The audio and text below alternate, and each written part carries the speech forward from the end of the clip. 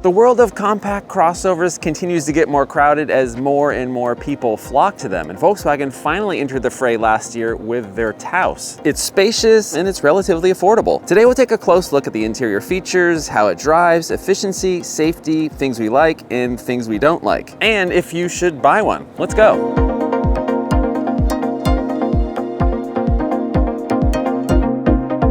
So right behind me is the 2023 Volkswagen Taos SE. Now this is the mid-grade trim. You can get one that's cheaper than this. You can also get a SEL, which is higher end. This is the two-wheel drive model, front-wheel drive. It also is available in all-wheel drive. Now in the US market, this essentially replaced the Volkswagen Golf, the hatchback that I love so much. People don't buy compact cars anymore unless they're a crossover like this one. This is a subcompact crossover, and I'm guessing Volkswagen is going to sell a ton of these because this class of vehicle is just super hot right now. And it's kind of surprising because Volkswagen was one of the last to enter this market. Surprised that it took them so long. So this is actually about the size of the previous generation Volkswagen Tiguan. So yeah, the Tiguan got a lot bigger and this kind of slotted in and filled its place. Now personally, I'm really sad that Volkswagen killed off the Golf in the US. I mean, you can still get the GTI and the Golf R, but if you just wanted a standard Golf, not gonna happen. I guess you gotta move to Europe if you want that. So this essentially replaces it, and you know me, I'm not really a huge fan of subcompact crossovers, but I know that this is what everybody is buying now. Whether or not that's really consumer demand or manufacturers and dealers pushing this type of vehicle is unclear. I actually kind of think it's manufacturers because they tend to make a lot more money on vehicles like this. But the good news for consumers is that you'll get a little bit more space, it's easier to get in and out of, and there's a lot more cargo space here than a Golf.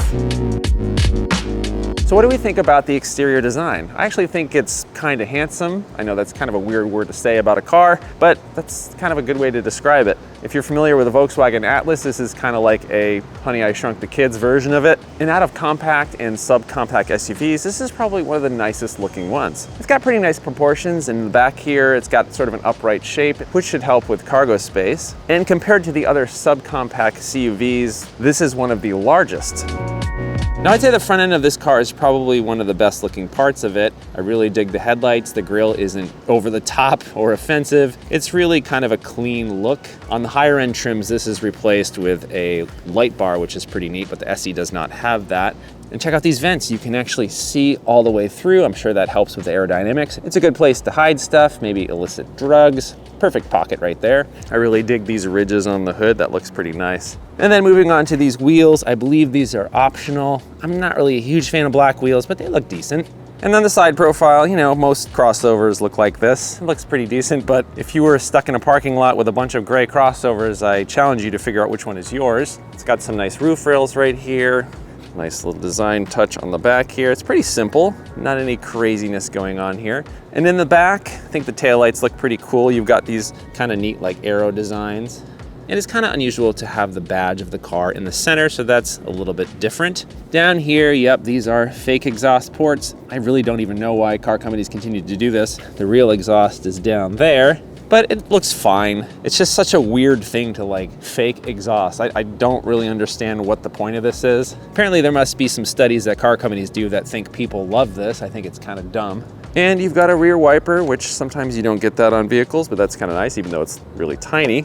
Overall, it's really nice. There's only so much you can do with these subcompact crossover shape. They all look very similar, but this one, especially from the front, I'd say it is one of the nicer looking crossovers out there. So one of the nice things about the Taos is that it's really easy to get in and out of. The doors open really wide and there's a lot of space. The step in is very low. And once you're in here, you can see that it is a very nice looking place to be. Push button start right down here. But I do think it's kind of lame that you have this blank right here where the key would go if you did not have push button start.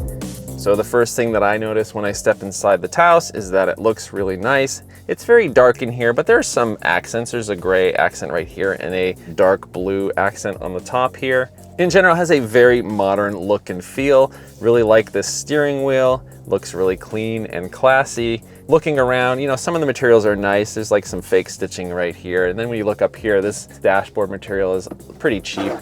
But you know, this is a relatively inexpensive vehicle, so stuff like that I can accept. But in general, I think one of the things that I love about this interior is that all of the controls make sense. There's no stupid gimmicks here. Everything works as you think it should work, which is kind of surprising coming from Volkswagen, because on the ID4 they have those buttons on the steering wheel that are kind of annoying, that aren't really buttons. They have those kind of dumb window controls that only have 2 buttons for 4 windows, and the infotainment system isn't that great. Here it's actually pretty decent. And looking around, you've got actual physical controls for the climate control, a very simple gear selector here. It does take up a fair amount of space, but it works as you would expect it to work. In front of the driver is an 8-inch display, and it's really easy to read. It's not too cluttered. You can customize some of the views to show the information that you'd like to see. You can get a bigger display on the SEL, but I do like this display because it doesn't show a bunch of useless information. It's not too distracting. And down here, this is the type of climate control that I love.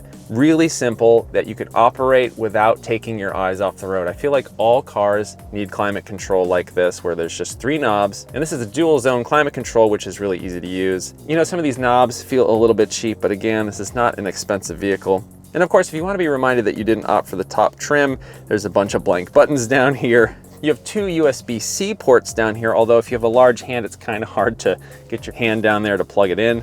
Center console has kind of smallish cup holders, kind of a smallish center console, but there's enough space to put your phone and a couple things. Door pockets are pretty large, so it gives you enough space to store your kids' toys. It does have kind of a weird spot right up here on the dashboard that seems like it would be a perfect spot to put your phone or something like that, but it kind of needs like a rubberized tray for it to be useful, because anything you put there will just kind of slide around. And this 8-inch infotainment system is pretty nice. I like the fact that there's an actual volume knob. It has Apple CarPlay and Android Auto and wireless CarPlay, which some more expensive vehicles do not give you. Now let's talk about these seats. These are like faux leather seats. They're pretty comfortable. You got power adjustable on the driver's side, but if you're a passenger, nope, you get just manual controls, which seems relatively common on a vehicle like this. This trim gives you heated seats. You have to upgrade to the SEL to get ventilated seats. And the fact that you can even get ventilated seats in this class of vehicle is pretty cool. It's not usually an option. I'd say the comfort is decent. They're pretty hard. They're not great, but I'd say they're fine for this class of vehicle. And I do like the material. It seems like it's going to weather well. It feels like this is going to last a long time. Also, right above me, huge panoramic sunroof. In this model, it's actually optional, but if you get the SEL, it's standard. But I think one of the most important things about a car is how easy it is to see out of it, because I think a lot of new cars are getting much more difficult to see out of. The pillars are getting larger, the belt lines are getting higher, the view out the front is getting smaller, and I'd say this is pretty decent. View out the front is pretty good. This car is not so big, so you can really pretty easily gauge where the front of the vehicle is. View out the side is good, the belt line's not too high, and then view out the back, it's actually not bad at all.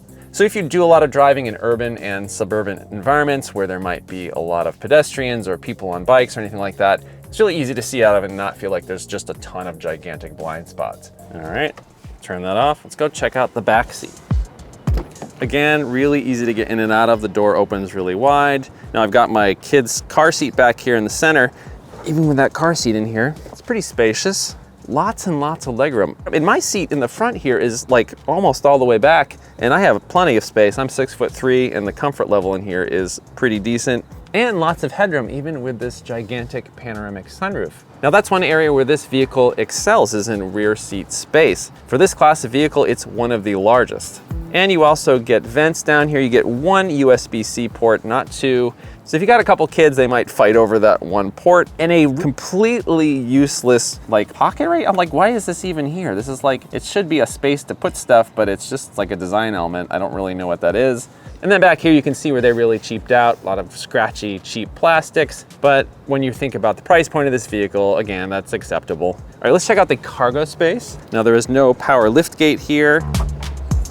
And my first impression of the amount of space in here was that it is cavernous for this class of vehicle. There is a ton of space back here. There's 27.8 cubic feet of space with the seats folded up and 66 cubic feet of space with the seats folded down. It's super large. It's one of the largest in the class, and that's where this car just really excels. It's a big cargo area for a little SUV. And down here, you get an actual spare tire, which is pretty nice. A lot of cars are moving away from that, just giving you that stupid tire repair kit.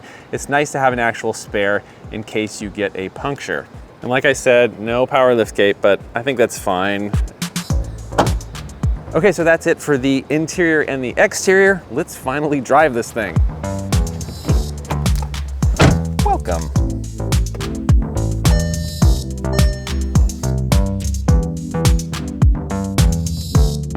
So under the hood of this Taos is a turbocharged 1.5 liter direct injected 4-cylinder, and that's mated to an 8-speed automatic transmission. It makes 158 horsepower, 184 pound-feet of torque, and on back roads like this, it's kind of fun, I guess. You know, it's not as fun as the Golf that it replaced, but it handles nicely. It's sure-footed. It's a firm ride, but it soaks up the bumps pretty well. And on paper, this thing is pretty quick, at least relative to others in this segment. It's got a 0 to 60 time in about 7 seconds, but in reality, it doesn't really feel all that quick. Acceleration off the line isn't really all that reassuring. It's kind of like a 2-second delay before it does anything. I don't know if that's transmission trying to figure out what it needs to do, a little bit of turbo lag. And then finally, the wheels spin and you get going. There's that sudden surge of power. So yeah, once you get going, it's fine. But if you need to make any quick maneuvers, passing somebody or getting onto the freeway, it's not gonna be as quick as you might think it should be. And part of that does really seem to be because the transmission is a little bit slow to downshift. It can be a bit jerky in stop and go traffic, but once you get going, it's fine. Now, if you opt for the all-wheel drive version, you get a different transmission. You get a 7-speed dual clutch transmission and an upgraded multi-link rear suspension setup. Also, you get a drive mode selector, which this front-wheel drive SE model does not have. So if you're looking for a sport setting with this front-wheel drive version, you're not gonna get it. So overall, yeah, it rides pretty nice. I think most people aren't gonna have a problem with it. It soaks up the bumps relatively well. So in terms of like wind noise and road noise, I'd say, yeah, it's probably a little bit louder than other vehicles in this class, but not so loud that it would be annoying or you wouldn't want to drive this car. Now, once again, this is a subcompact crossover. It doesn't feel too large. It certainly feels a whole lot larger than the Golf that it replaced, but compared to something like the Atlas, this is really kind of a breeze to drive. So you're not gonna have any trouble judging where the front of this vehicle is. It's gonna be really easy to see people and things around you. So the forward collision mitigation and blind spot monitoring are now standard on all trims, and this full IQ Drive safety suite is now standard on this SE and above. So that gives you things like adaptive cruise control, lane keep assist, traffic jam assist, and the rear cross traffic alert. Now I do want to talk about this adaptive cruise control, and I'm not sure if I'm the only one that had this issue, but there were a few times where the stops were really jerky and sudden when you're in stop and go traffic. There were also a few occasions where it didn't seem like it was going to stop in time, so I had to apply the brakes manually. Didn't exactly instill confidence. There were also a few times where the car in front of me would take off, but the Taos would not follow it.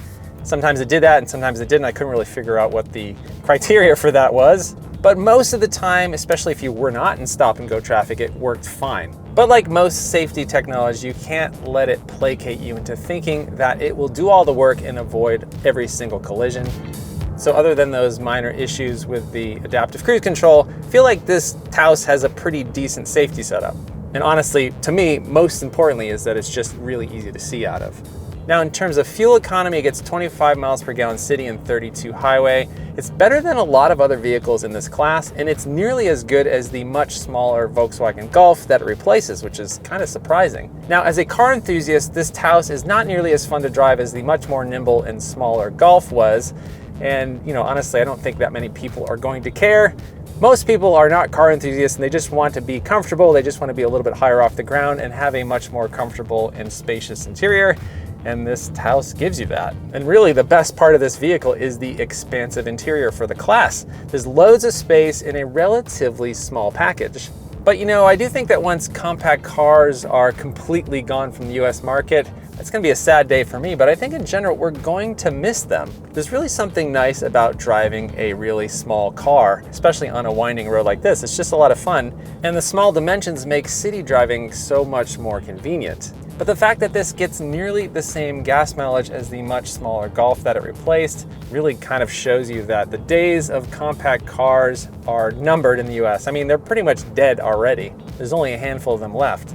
SUVs account for something like 65% of Volkswagen's US sales, so these crossovers are not going anywhere. So in terms of price, the base trim S starts at just over 25 grand, and this SE starts at just over 30. The top of the line SEL hits almost 36 grand. That's getting up there. I'm not sure I want to pay that much for this car. I think the sweet spot is probably this SE, but the S would probably be a great first new car for someone. Pretty decent price for the lower end trim. So in terms of competition, you've got the Mazda CX-30, and that has a nicer interior, more power, it's more fun to drive, it's got a better transmission, but it's much smaller, it's got less cargo space, and worse fuel economy. You could also check out the Subaru Crosstrek. I feel like that's a bit easier to drive, it's more compact. It's got better city miles per gallon, it does have less space, less power, and slightly worse overall fuel economy. And then the Kia Seltos, which I think is probably the closest match to this in terms of space. That has a slightly nicer interior in my opinion. It's got about the same amount of interior space. It does have less power, slightly worse fuel economy, and a touch less cargo space. And then you could also consider the Honda HR-V. I think that has a nicer interior, but it's really sort of a matter of taste. It has a lower starting price, but doesn't have as many features, has less torque, worse fuel economy, and a lot less space on the inside.